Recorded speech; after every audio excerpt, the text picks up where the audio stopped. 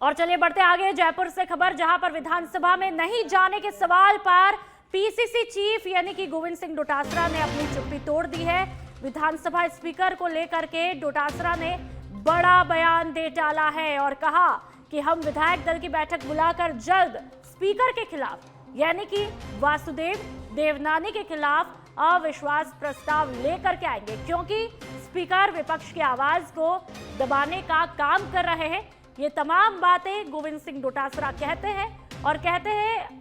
जो उनकी अनुपस्थिति को लेकर के लगातार सवाल उठ रहे हैं उस पर भी वो अपनी बात रखते हैं और कहते हैं कि विधानसभा स्पीकर संवैधानिक पद पर है, लेकिन पद को तार तार कर रहे हैं। बीजेपी के दबाव में आकर के सत्ता पक्ष को बचाने का काम कर रहे हैं। ये तमाम आरोप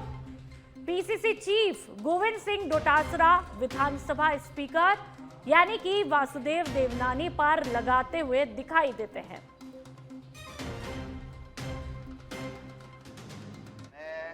स्पीकर साहब के लिए क्या कहूं, वो संवैधानिक मर्यादाओं को तार तार कर रहे हैं।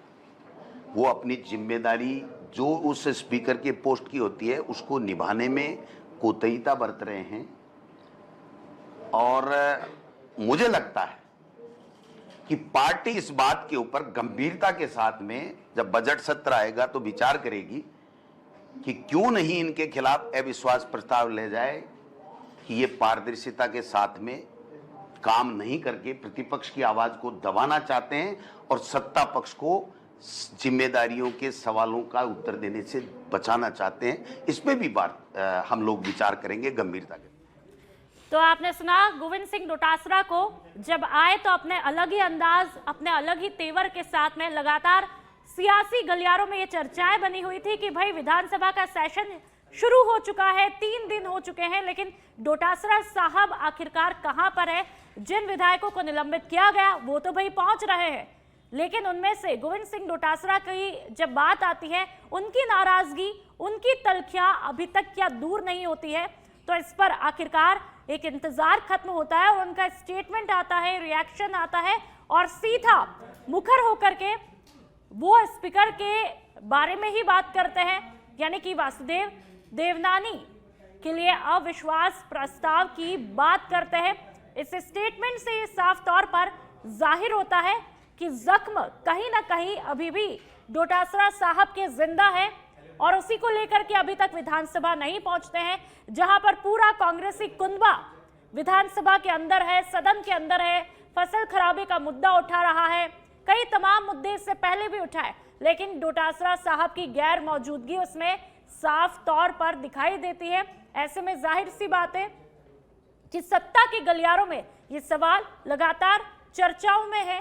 कि भाई गोविंद सिंह डोटासरा क्यों नहीं पहुंच रहे हैं, क्या अभी तक नाराजगी दूर नहीं हुई, और जब वो नहीं पहुंचेंगे तो क्या वाकई में इसका प्रभाव विपक्ष में देखने को मिलेगा। और चलिए इस पर ज्यादा जानकारी के लिए हमारे साथ में सुनील यादव सीधा स्टूडियो से लाइव जुड़ चुके हैं।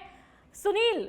जब हम तस्वीरें लगातार विधानसभा सेशन के अंदर की देखते हैं तो लगातार पिछले 3 दिनों से ये सवाल है कि डोटासरा साहब कहां पर है, आखिरकार क्या उनकी नाराजगी दूर हुई, नहीं दूर हुई। लेकिन आज वो जिस तरह से एक अलग ही तेवर में बहुत ही तीखे तल्ख अंदाज में देखने को मिलते हैं, साफ तौर पर नाराजगी स्पीकर साहब को लेकर के दिखाई देती है। और क्या कुछ उन्होंने कहा वो तफसील से बताइए।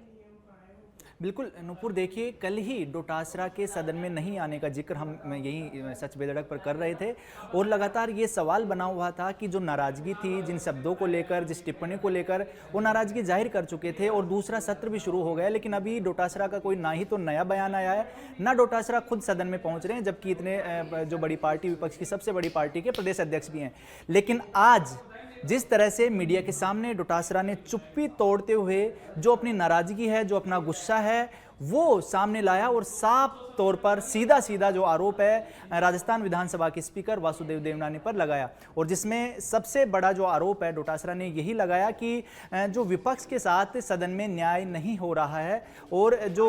स्पीकर हैं सदन में पक्षपात कर रहे हैं, विपक्ष की आवाज को दबाने का काम कर रहे हैं, विपक्ष के जो तमाम सदस्य हैं उनको नहीं सुन रहे, बल्कि सत्ता के दबाव में आकर उनकी आवाज को दबाने की कोशिश की जा रही है, उनको संरक्षण दे रहे हैं जो सत्ता के जो विधायक या मंत्री हैं उनको संरक्षण दिया जा रहा है, तमाम तरह के आरोप लगाते हुए सबसे बड़ा जो बयान यही दिया कि अब बेहद जल्द यानी अगला जो भी सेशन आएगा उसमें स्पीकर के खिलाफ अविश्वास प्रस्ताव लेकर हम लोग लाएंगे। इसको लेकर पार्टी की मीटिंग बुलाई जाएगी और मीटिंग के बाद एक पूरे जो प्रॉपर तरीके से विधानसभा स्पीकर के खिलाफ अविश्वास प्रस्ताव लेकर आएंगे। अब नुपुर, सबसे बड़ी बात यही है कि इस तरह से चूंकि राजनीति में इस तरह की बयानबाजी टिप्पणियां होते रहती हैं, लेकिन सीधा तौर पर और उनको भुला भी दिया जाता है जब पूरा एक सत्र गुजर गया हो। अब वापस से इस तरह की तलखी बढ़ाना और साथ सीधे सीधे विधानसभा स्पीकर पर आरोप लगाना, ये राजनीतिक शुचिता के लिए ठीक नहीं है, क्योंकि